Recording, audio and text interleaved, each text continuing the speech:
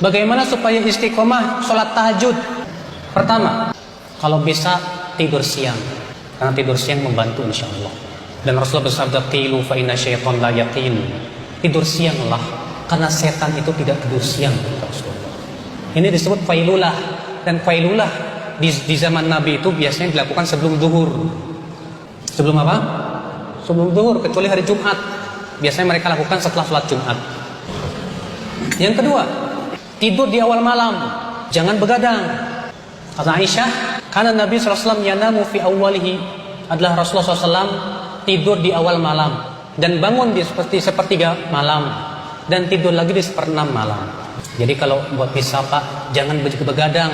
Habis sholat Isya tidur. Nabi SAW itu tidak suka tidur sebelum sholat Isya dan begadang setelah sholat Isya, nggak suka. Kecuali kata para ulama begadangnya untuk kebaikan, nggak apa-apa. Seperti begadang untuk nuntut ilmu. Adapun untuk nonton sinetron itu makruh. Atau untuk ngobrol itu makruh. Tapi kalau suami istri pengen gimana? Nggak masalah. Itu bagus, nggak masalah. Ya. Jadi tidur di awal, jaga tidur di awal malam. Karena orang yang tidur jam 11, jam 12, saya yakin dia nggak bisa bangun. Yang ketiga, jaga wudu sebelum tidur. Kata Rasulullah, "Idza tawaddaa ar-rajul qabla an yattaji."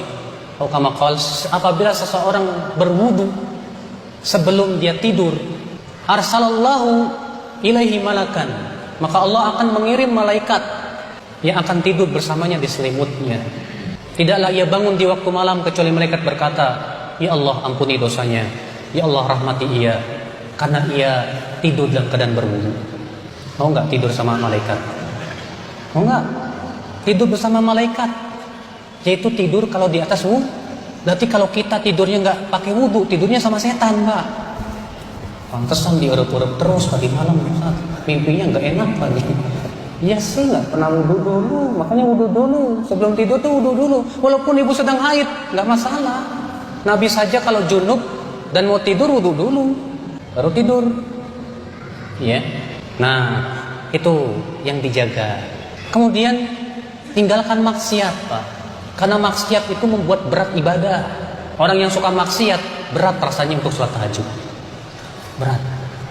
Ya. Allah.